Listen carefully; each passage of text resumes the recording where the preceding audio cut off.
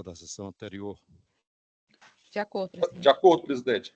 De acordo, presidente. Ata aprovada dentro da sistemática do voto antecipado, adotado por esta Câmara desde 2013, no decorrer da semana até quarta-feira, os votos foram todos lançados, os integrantes do colegiado tiveram acesso a esses votos, já se manifestaram, de modo que nós trazemos na sessão apenas os processos em que há pedido de preferência ou sustentação oral. Os demais, nós vamos apenas ratificar os julgamentos proferidos de forma antecipada. E divulgaremos o resultado após a sessão. Nós começamos com os processos do PJE.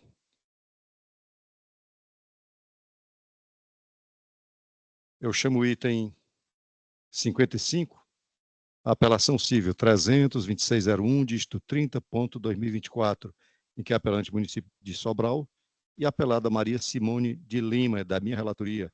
O doutor Roberto Rebouças de Souza está presente?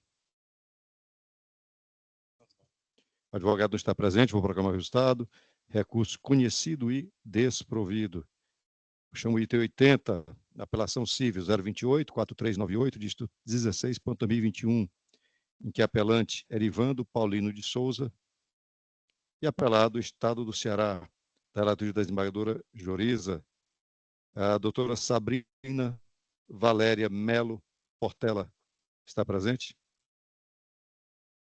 Doutora Sabrina, a senhora dispensa a leitura do relatório? A senhora tem 15 minutos.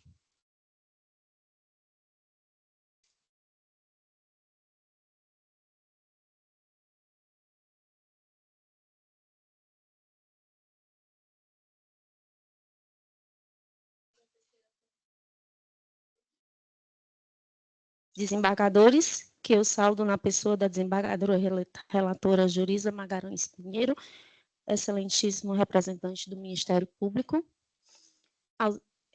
Não temos advogado aqui presentes, senhores serventuários da Justiça, saldo na pessoa do doutor Davi Aguiar Costa. Muito boa tarde.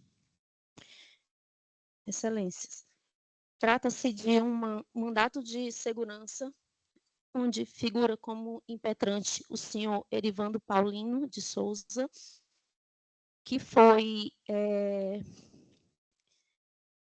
no qual ele passou por um procedimento administrativo disciplinar. Eu preciso contextualizar aqui a época dos fatos.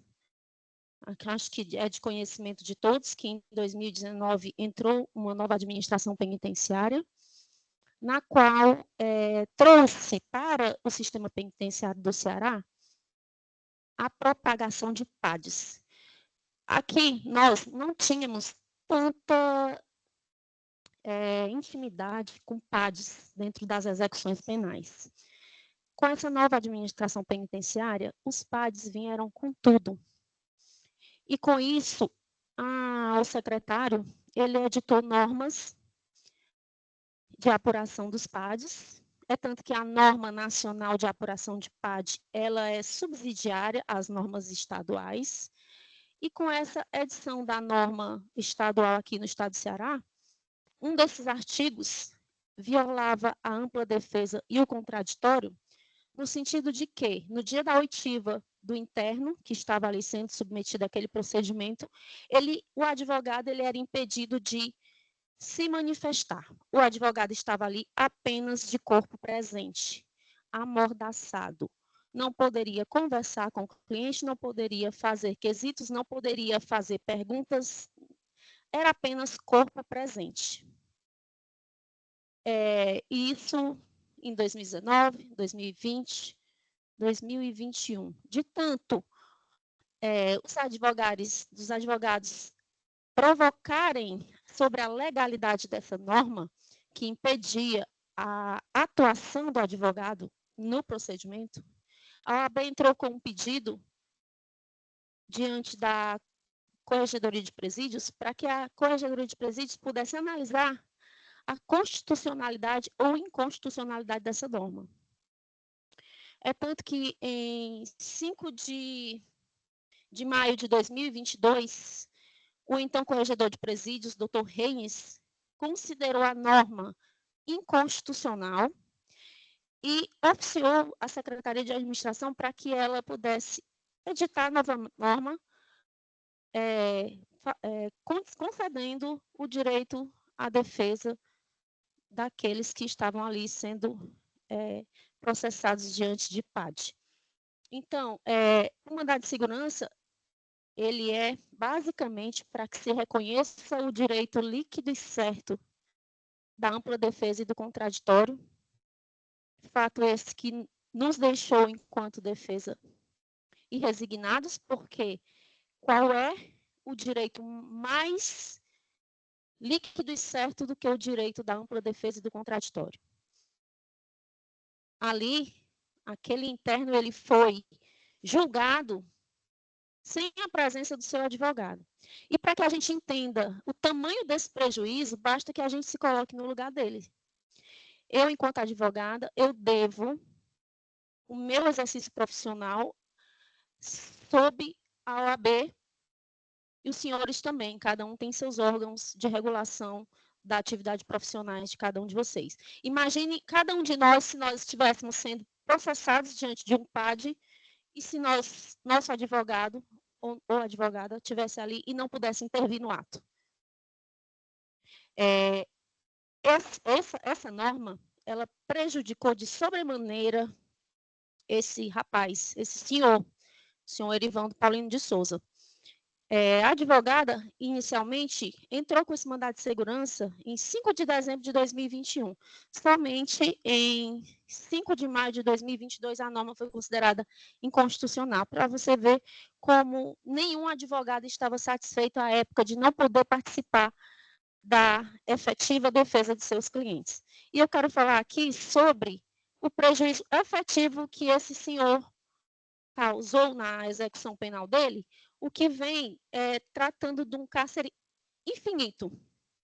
Para os senhores terem uma ideia, ele estava com o semiaberto previsto para o dia 11/12 de 2020. Ele teve o semiaberto deferido. Porém, logo após o deferimento do semiaberto dele, a unidade prisional acostou nos autos um ofício indicando esse PAD. O semiaberto dele foi revogado.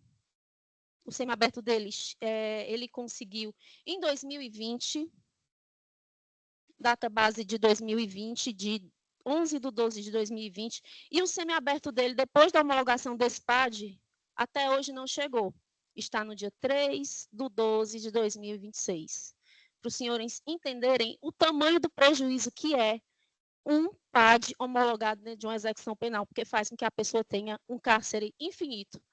É tanto que acontece muito isso aqui. O PAD ele tem sido usado como moeda de troca. Olha, preso, eu vou te prejudicar, eu vou te botar um PAD. É isso que eu mais escuto dentro dos presídios de onde eu atuo diariamente. Então, excelências, a defesa está aqui só para demonstrar o direito líquido e certo do senhor Erivaldo Paulino de Souza com relação à apuração desse PAD, que foi feito sob o manto de uma norma inconstitucional, onde a sua defesa não pôde atuar, onde, posteriormente, essa norma foi considerada inconstitucional, de forma que se requer aos senhores a anulação do PAD, ou de forma subsidiária, que se retorne os autos à unidade prisional e que se faça nova apuração, agora com a presença da defesa. É a manifestação. Boa tarde. Obrigado, doutora Sabrina. Desembargadora Joriza, Vossa Excelência tem a palavra. Obrigada, presidente. Cumprimentando a doutora Sabrina. Bom, em relação às razões de decidir, já vou para a ementa, a ausência de demonstração de prejuízo concreto ao contraditório e à ampla defesa impede o reconhecimento de nulidade do PAD. Não houve comprovação de violação substancial que configurasse direito líquido e certo, requisito essencial para a concessão do mandado de segurança. Ademais, o juízo da execução penal, ao qual compete o controle de legalidade dos procedimentos administrativos disciplinares no sistema penitenciário, homologou a decisão administrativa considerando a prática de falta grave pelo custodiado. Tal homologação, com base em avaliação do procedimento e das provas coligidas, reforça a presunção de legalidade e legitimidade do PAD, decisão esta que foi objeto de recurso apreciado pela segunda Câmara Criminal, a qual, por unanimidade, conheceu do recurso e negou-lhe provimento, mantendo integralmente a decisão de homologação da falta grave do apenado. Então, com base nesses argumentos, eu voto pelo desprovimento do recurso. Como vota a doutora Elizabeth? Acompanho a relatora, Eu presidente. também acompanho a relatora, vou proclamar o resultado. Recurso conhecido e desprovido. Eu chamo o item 12, a remessa necessária e apelação civil 005-1287, dígito 27.2014, em que apelante município de Juazeiro do Norte e apelados Paulo Martins Filgueiras e outros. É da minha relatoria. Doutor Paulo Giorgio Quezado Gugel e Silva está presente? Boa tarde, Excelência. Estou presente, mas minha câmera está com defeito. Peço Como eu não desculpas. entendi? Eu estou presente, mas eu estou sem imagem. Minha câmera está com problema. Ah, sim. Estou Doutor apenas com o Paulo, microfone. o senhor é advogado da parte apelada, não é isso? Sim, senhor. O voto que já prevaleceu foi pelo conhecimento e desprovimento da apelação. Perfeito, Excelência. Posso proclamar o resultado? Por favor, obrigado. Remessa necessária e conhecida, sentença confirmada, apelação conhecida e desprovida. Eu chamo o item 21, apelação civil 020-7974, dígito 64.2020, em que apelante Embracon, administradora de consórcio limitada, e apelado Estado do Ceará, da relatoria do desembargador Luciano. A doutora Larissa Alves Vieira está presente? Boa tarde, Excelência, presente. Doutora Larissa, a senhora dispensa a leitura do relatório? Sim, Excelência, dispenso. A senhora tem 15 minutos. Ok, obrigada. Boa tarde a todos os presentes. Cumprimento a todos, na pessoa do presidente da sessão, desembargador Washington Luiz. Sintam-se todos os presentes. Nós estamos ouvindo cumprimentados. muito baixo, viu, doutora Larissa? Só um minuto, Excelência, deixa eu aumentar um pouquinho aqui. Conseguem me ouvir? Melhorou? Agora sim. Continuando. Neste caso, a apelante é a empresa Embracon, que é a administradora de consórcio autorizada pelo Banco Central do Brasil, com mais de 27 anos no mercado, e objetiva, neste caso, a nulidade da multa aplicada pelo PROCON, que, nesse caso, foi superior a R$25 mil. Nesse caso, uma consorciada da Embracon, ela faleceu, e a Embracon tomou conhecimento do falecimento por meio do viúvo da consorciada, para cancelar o consórcio, e aí foi quando nós acionamos a seguradora e repassamos a relação de documentos necessários para dar entrada nesse processo de sinistro, sendo que, em meio a essa documentação, se fazia necessário o envio de um documento chamado aviso de sinistro. Nós informamos e explicamos que esse aviso de sinistro deveria ser preenchido e assinado pelo médico que assinou o atestado de óbito, ou algum responsável nomeado pelo hospital para realizar esse documento, esse procedimento. Ocorre que esse documento ele não foi enviado à seguradora, o consumidor ele não conseguiu, ele alegou que não conseguiu que o médico assinasse esse atestado de óbito. Então, na verdade, que o médico assinasse esse documento chamado aviso de sinistro, certo? Ou o médico que assinou o atestado de óbito, ou algum responsável pelo hospital deveria assinar essa documentação. O consumidor, que é viúvo da consorciada, ele ingressou com a reclamação no PROCON, juntando novamente esse aviso de sinistro sem a assinatura do médico e requerendo a cópia da apólice do seguro. Vale destacar, Excelências, que a seguradora, ela também estava no polo passivo dessa reclamação do PROCON. Também confirmou essa exigência de que era necessário essa documentação, também assinada da forma como nós havíamos passado, mas não trouxe ao processo do PROCON a cópia da apólice solicitada. Nesse caso, restou claro que o processo administrativo, no processo administrativo, que a Embracon ela não detinha qualquer gerência acerca da apólice do seguro, nem tampouco tinha a cópia da apólice.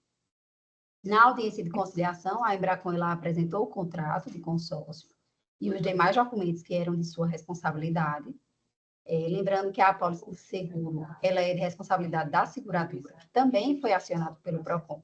Ela também estava no polo passivo. Entretanto, após o final do processo administrativo, o PROCON ele entendeu por bem aplicar uma multa no valor de R$ 25.564,32 à Embracon, apesar de termos prestado todo o auxílio ao consorciado para a abertura do sinistro juntamente com a seguradora, e também ter prestado toda a assistência com relação às informações e aos esclarecimentos. Vale lembrar que o consumidor ele estava ciente que o motivo por não ter recebido a apólice de seguro se deu em razão de não ter acesso a esse documento chamado aviso de sinistro, que, novamente explico, deveria ser assinado pela autoridade médica que assinou o atestado de óbito ou alguém do hospital responsável. Inclusive, na narração dos fatos no PROCON, o consumidor ele assume que não conseguiu contato com o médico nem com o hospital para que assinasse essa documentação necessária. De forma bem simples, se analisarmos esse processo administrativo, claramente nós verificamos que trata-se de uma multa aplicada pelo PROCON em decorrência de uma suposta infração cometida pela apelante. Todavia, em que pese o consumidor alegue desconhecimento dessas cláusulas contratuais, a contratação do consórcio ela foi firmada pela viúva desse consumidor. Sendo assim, o PROCON não pode aplicar uma sanção de informação, uma sanção com base em que a Embracon não teria prestado os devidos esclarecimentos. Neste caso, uma vez que a contratação ela foi efetivada pela esposa desse consumidor e ela estava ciente das cláusulas contratuais. O contrato ele é redigido de forma bem clara e objetiva para entendimento de qualquer pessoa, de qualquer consorciado. Quando a consorciada ela contratou o consórcio, ela assinou o contrato e ficou com a cópia desse contrato, estando ciente de todos os direitos e deveres. Vale destacar também que jamais faltou esclarecimento à consorciada ou ao seu cônjuge, que no momento da contratação, ela recebeu o contrato com todas as cláusulas, exarou a assinatura concordando com todos os seus termos, sendo prontamente atendida todas as vezes que ela requereu esclarecimentos, não havendo razões para a condenação da apelante. Nós não estamos questionando aqui a marcha do processo administrativo. Este caminhou de forma adequada. O que nós estamos questionando é a validade dessa multa arbitrada pelo PROCON, ao passo que, conforme amplamente demonstramos, ela se funda de uma forma ilegal, uma vez que a Embracon não agiu de forma ilícita ou negligente com o consumidor e não deixou de prestar alguma assistência ou algum esclarecimento ou alguma informação. Nós entendemos que essa multa ela deve ser anulada, uma vez que esse processo administrativo do PROCON ele é nulo, por decidir de forma genérica e aplicar uma multa sem qualquer motivação legal. Uma vez que o procedimento adotado pela Embracon, ele foi legal e todo o procedimento está claro e objetivo no contrato que foi firmado e também em todos os esclarecimentos que nós prestamos ao consumidor no PROCON. Por fim, considerando os pontos abordados em sede recursal, bem como os trazidos neste momento, nós pedimos que a sentença proferida pelo juiz do primeiro grau ela seja reformada para anular essa multa do PROCON, uma vez que não houve nenhuma ilegalidade praticada pela Embracon. Todavia, caso não seja este o entendimento desta Câmara, nós requeremos que seja aplicado, nós requeremos que a multa ela seja readequada, respeitando os princípios da razoabilidade e da proporcionalidade, uma vez que essa multa ela foi aplicada de forma exagerada. É o que nós requeremos, agradeço a atenção de todos e fico disponível para quaisquer esclarecimentos. Obrigado, doutora Larissa. Desembargador Luciano, Vossa Excelência tem a palavra. Pois não, senhor presidente. Diante da citação oral da doutora, eu vou tirar de mesa e trago na próxima semana. Ok. Até porque essas questões relativas ao DECOM nós temos observado em alguns momentos, pode não ser o caso, mas de um certo excesso, e eu queria reapreciar o processo. Eu trago da próxima semana. Julgamento adiado. Eu chamo o item 49, apelação civil 34028, de 62.2024, em que apelante é o Estado do Ceará, e apelada Diana Pereira Romão, da relatoria da desembargadora Joriza.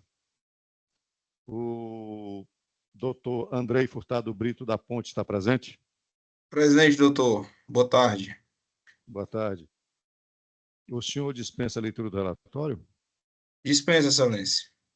O senhor tem, então, 15 minutos. Excelência, seria possível adiantar o voto do relator? Então, é a sua vez de fazer a sustentação oral. Depois é que nós vamos para o voto. Tudo bem, tudo bem. Para a votação, ok? Pois não. Boa tarde a todos. Inicialmente eu começo falando acerca do processo, né? A recorrida de Ana Pereira Romão é agente socioeducativa. O processo foi julgado procedente no primeiro grau. Recurso interposto pelo Estado do Ceará. Preliminarmente, excelências, é importante a gente mencionar que o recurso de apelação do Estado do Ceará se limitou a reproduzir integralmente a contestação apresentada na fase de conhecimento, né? Obviamente, isso fere o princípio da dialeticidade recursal, né? Que diz que um dos requisitos de admissibilidade de um recurso é que o recorrente apresente fundamentadamente, digamos assim, as razões pela qual a decisão que está sendo atacada deve ser reformada, o que não se observa no caso, né? É possível até, Vossas Excelências, compararem a peça contestatória com a peça de recurso de apelação e comparar e ver que é exatamente os mesmos termos, obviamente com as adequações feitas para a interposição do recurso de apelação. Inclusive, é importante mencionar que há uma súmula deste egrégio tribunal, súmula número 43, que diz que não se conhece de recurso quando é feita a exposição do direito e das razões do pedido de nova decisão. Então, assim sendo, pede preliminarmente pelo não conhecimento do recurso interposto. Passando para o mérito, como é de conhecimento de todos aqui presentes, o ingresso no serviço público ele se dá, em regra, pelo concurso público, né, na forma do artigo 37, inciso 2º da Constituição Federal. Obviamente, nós sabemos que há exceções para o ingresso no serviço público, como os cargos em comissão e os casos de contratação temporária, que é justamente o caso da recorrida, né? A Constituição Federal, nesse sentido, ela prevê que, em relação à contratação temporária, que a lei estabelecerá os casos de contratação por tempo determinado para atender à necessidade temporária de excepcional interesse público. Nesse sentido, a gente pode observar que, para a contratação temporária, são necessários 3 requisitos, que são a lei regulamentando os casos de contratação temporária, o que se observa no caso concreto, a necessidade temporária de contratação e o excepcional interesse público. No caso dos agentes socioeducativos, esse preenchimento cumulativo desses requisitos não se observa.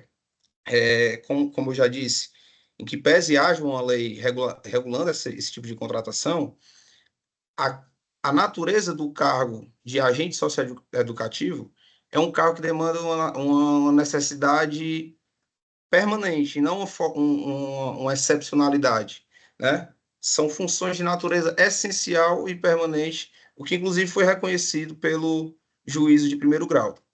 Nesse sentido, é evidente que é nulo os contratos entabulados entre as partes. É importante aqui destacar que a recorrida ela passou a exercer essa função de agente socioeducativo em abril de 2018 e assim permaneceu até abril de 2022, sendo recontratada em junho do mesmo ano e permanecendo até os dias atuais no mencionado cargo. Então, portanto, excelência, é evidente a nulidade dos contratos mantidos entre as partes, pelo que requer a total improcedência do recurso interposto. Muito obrigado. Obrigado, doutor André. Desembargadora Joriza, Vossa Excelência tem a palavra. Obrigada, presidente. Cumprimentando o advogado. Bom, aqui trata-se de apelação interposta em ação de cobrança julgada procedente. condenando o ente público ao pagamento de verba fundiária em favor da autora. Há 3 questões em discussão: examinar se há dialeticidade recursal, verificar se é caso de remessa necessária e analisar se a parte autora tem direito à percepção de verba fundiária referente ao período que elaborou para o ente público na função de sócio-educadora mediante contratação temporária. As razões de decidir. As razões recursais guardam pertinência com o abordado na sentença, demonstrando os motivos do inconformismo ostentando dialeticidade recursal. Constata-se em estimativa por meio de cálculos aritméticos que o valor da condenação ou proveito econômico não alcançaria o montante previsto no artigo 496, parágrafo 3º, inciso 2 do CPC, o que dispensa a submissão da sentença ao duplo grau de jurisdição obrigatório. Em relação ao mérito propriamente dito, as leis complementares estaduais de número 169/2016 e 228/2020, que embasam as contratações firmadas, no caso concreto, autorizam o poder público a admitir, por tempo determinado, agentes socioeducativos junto ao Sistema Estadual de Atendimento Socioeducativo para atender a necessidade temporária de excepcional interesse público, atendendo ao exigido na tese fixada no tema número 612 do STF, não estando a contratação eivada de nulidade e inaplicável ao caso o entendimento firmado no tema 916 do STF, e há precedente deste colegiado. Só realçando que os contratos, eles foram sendo prorrogados, principalmente no período da pandemia, em que realmente era proibido, inclusive, a realização de concurso público. Então, o meu voto é no sentido de que as contratações foram regulares e está tudo ok, não cabe a percepção da verba fundiária. Então, é recurso parcialmente provido, não é isso? Parcialmente provido, Para para o julgar resultado, improcedente a pretensão autoral de percepção da verba fundiária. recurso conhecido e parcialmente provido. Vamos aos adiados do PJE. O item 20, apelação civil 007-0093, dígito 14.2019, da relatoria do desembargador Luciano. O 22, que é a apelação civil 005-2530, dígito 24.2009, da relatoria do desembargador Luciano. E o 23, a apelação civil 001-5619, dígito 81.2007, também da relatoria do desembargador Luciano. E retirado de pauta do PJE, o 51, apelação civil 005-0612, dígito 97.2021, da relatoria da desembargadora Joriza. E agora eu indago se todos confirmam os votos lançados antecipadamente. Desembargador Luciano? Confirme, presidente. Desembargadora Joriza? Confirmo, presidente. Doutora Elizabeth? Confirmo, sim, presidente. Eu também confirmo. Todos os demais processos são julgados e nós divulgaremos o resultado após o encerramento da sessão. Algo mais a tratar? Não, por mim não. Nada mais havendo a tratar, declaro encerrada a sessão. Ok.